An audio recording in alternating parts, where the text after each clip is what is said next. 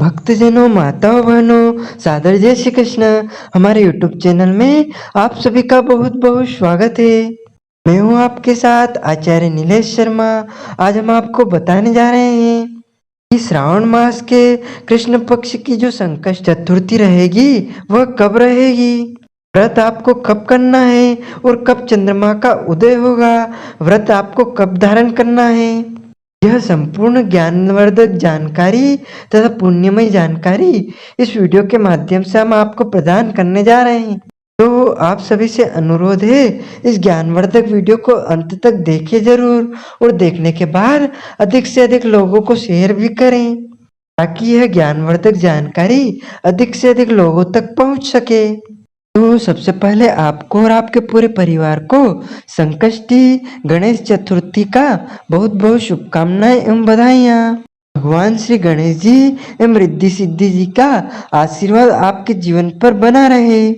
आप सभी सुखी रहें, स्वस्थ रहें, व्यस्त रहें और मस्त रहें। निरंतर उन्नति तथा प्रगति को प्राप्त करते रहें। प्रत्येक महीने में 2 बार चतुर्थी आती है, एक शुक्ल पक्ष में तथा दूसरी कृष्ण पक्ष में। जो शुक्ल पक्ष में चतुर्थी आती है उसे विनायक की चतुर्थी कहा गया है या वरक चतुर्थी के नाम से भी जाना जाता है। और जो कृष्ण पक्ष में चतुर्थी आती है उसे संकष्टी गणेश चतुर्थी के नाम से जाना जाता है।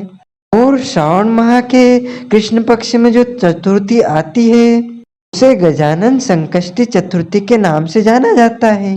संकष्टी चतुर्थी के दिन भगवान गजानन की विशेष पूजा अर्चना की जाती है और भगवान गजानन की कृपा से मनुष्य के जीवन के सभी विघ्न दूर हो जाते हैं, क्योंकि हमारे धर्म ग्रंथों तथा पुराणों में बताया गया है कि कलो चंडी विनायक को, यानी कलयुग में सबसे जल्दी फल देने वाले कोई देवता है, यानी प्रत्यक्ष देवी देवता है तो देवी दुर्गा व गणेश भगवान है।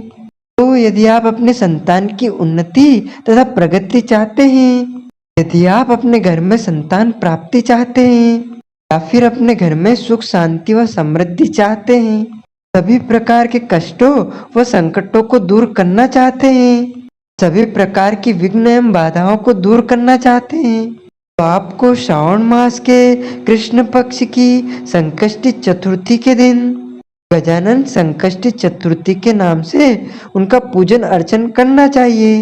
गजानन संकष्टी चतुर्थी इस बार 6 जुलाई 2023 गुरुवार के दिन है और चतुर्थी के दिन जो चंद्रमा का उदय होगा वह रात को 10:26 पर होगा। चतुर्थी तिथि का आरंभ दिनांक 6 जुलाई 2023 को सुबह 10:06 पर हो जाएगा, जो कि 7 जुलाई 2023 को सुबह 7:50 पर चतुर्थी तिथि समाप्त हो जाएगी। क्योंकि चतुर्थी तिथि हमेशा रात्रि व्यापिनी चंद्रोदय व्यापिनी मानी जाती है, इसीलिए रात्रि व्यापिनी जो चतुर्थी तिथि रहेगी वह 6 जुलाई 2023 गुरुवार के दिन ही रहेगी। और इसी दिन सभी भक्तजनों, माताओं, बहनों को व्रत रखना चाहिए। यदि आप व्रत रखते हैं तो अति उत्तम है, नहीं भी रख पाते हैं तो ऐसी स्थिति में गणेश जी, भगवान गजानन जी की पूजा अवश्य कर लेना, क्योंकि सावन का महीना बाबा भोलेनाथ का महीना होता है और इस महीने में भगवान गणेश जी के माता पिता भगवान शंकर जी, माता पार्वती जी पृथ्वी पर भ्रमण करने आते हैं। ऐसे में भक्त चतुर्थी के दिन पूजा अर्चना करेंगे, व्रत करेंगे, उपाय करेंगे तो गणेश जी तो प्रसन्न होंगे ही होंगे, लेकिन देवों के देव महादेव भी प्रसन्न हो जाएंगे। तो यदि आप संकष्टी गणेश चतुर्थी का व्रत रखना चाहते हैं तो इस दिन आप सबसे पहले सुबह जल्दी उठें, जल्दी उठ करके नित्य कर्म और स्नान आदि कर्म से निवृत्त होकर के स्वच्छ एवं पवित्र वस्त्र धारण करें। ध्यान रखें, धुले हुए कपड़े आपको पहनना चाहिए और मस्तक पर तिलक धारण करना चाहिए। हाथ में जल लेकर के भगवान श्री गणेश जी के सामने संकल्प लेवें। यदि आप व्रत करना चाहते हैं तो व्रत का संकल्प धारण करें। के बाद आप सूर्य भगवान को जल अर्पण करें और शिवालय में भी जाकर इस दिन पूजा एवं आराधना करें। पूजा स्थल पर भगवान गणेश जी की मूर्ति स्थापित करें। इसके बाद उनका गंगा जल से, पंचामृत से, दूध आदि से उनका अभिषेक करें। चंदन लगाएं। गणपति जी को लाल वस्त्र यानी कि जनेऊ नाड़ा चढ़ाएं। वैसे तो यदि आप चाहें तो सुबह के समय, शाम के समय, दोनों समय भगवान गणेश जी की आराधना कर सकते हैं।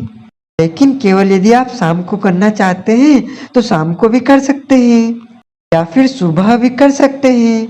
यह आपकी स्व इच्छा पर आधारित करेगा। और पूजा अर्चना करने के बाद उनको धूप दीप नैवेद्य अर्पण करें। भगवान गणेश जी को दुर्वा सबसे प्रिय होती है। दुर्वा नामक जो घास होती है वह भगवान गजानन को अवश्य चढ़ाना चाहिए, क्योंकि दुर्वा चढ़ाने से वंश की वृद्धि होती है। दुर्वा चढ़ाने से संकट व कष्टों का नाश होता है। और जो मनुष्य भगवान गणेश जी को प्रतिदिन दुर्वा अर्पित करता है उसके जीवन में कभी भी गरीबी नहीं आती है, दरिद्रता नहीं आती है। साथ ही उसके घर में कभी भी ऐसा नहीं होता है कि कोई बच्चा मृत्यु को प्राप्त हो जाए, यानी उनके वंश की वृद्धि होती है। आप गणेश जी की पूजा करने के बाद पुष्पमाला और 21 दुर्वा उन्हें अर्पित करें। फल उन्हें चढ़ाएं। लाल फल उनको चढ़ाना चाहिए। अक्षत धूप दीप नैवेद्य से उनका पूजन करें। मोदक का भोग लगाएं। मोदक नहीं बना सकते हैं तो आप घर पर ही लड्डू बनाकर भोग लगाएं, या लड्डू भी नहीं है तो गुड़ का भोग लगाएं। और जो भोग लगाते हैं उसके ऊपर दुर्वा अवश्य रखें। ध्यान रखें, गणेश जी की पूजा में तुलसी जी का उपयोग बिल्कुल भी नहीं करना चाहिए। पूजा अर्चना करने के बाद कथा का श्रवण करें। गणेश चालीसा का पाठ करें। कष्टी गणेश चतुर्थी का कथा का इस दिन जरूर श्रवण करना चाहिए। और जब पूजन पाठ आराधना करके आप निवृत्त हो जाएं, उसके बाद फलाहार ग्रहण करें। और रात के समय जब चंद्रमा का उदय हो जाए, चंद्रमा का उदय रात को 10:26 पर होगा, उस समय चंद्रमा का पूजन अर्चन करके चंद्रमा को अर्घ्य अर्पण करें। अच्छा दूध और उस दूध में चावल, केसर या चंदन डाल करके चंद्रमा को अर्घ्य अवश्य अर्पण करें। चंद्रमा को अर्घ्य अर्पण करने से मनुष्य की कुंडली में यदि चंद्र दोष है, चंद्रमा उनकी राशि में नीच के है, या फिर वह व्यक्ति बहुत ज्यादा तनाव में रहते हैं, मानसिक रूप से बहुत अधिक पीड़ित रहते हैं, या बहुत ज्यादा डिप्रेशन की स्थिति में रहते हैं, तो उनको चंद्रमा को चतुर्थी के दिन अर्घ्य अवश्य अर्पण करना चाहिए। जिस प्रकार हम सूर्य भगवान को अर्घ्य अर्पण करते हैं, उसी प्रकार चंद्रमा को अर्घ्य अर्पण करना चाहिए। लेकिन ध्यान रखें, चंद्रमा को जब हम अर्घ्य अर्पण करते हैं उस समय उसमें थोड़ा कच्चा दूध और चावल अवश्य डाल लें। और इसके बाद रात्रि में जागरण करें। और यदि आप रात के समय व्रत खोलना चाहते हैं तो चंद्रोदय के बाद में आप व्रत का पालना कर सकते हैं, भोजन कर सकते हैं। चतुर्थी के दिन शुद्ध एवं सात्विक भोजन करना चाहिए। इस भोजन में लहसुन, प्याज, मांस, मदिरा, कटहल की सब्जी, मसूर की दाल का उपयोग बिल्कुल भी नहीं करना चाहिए।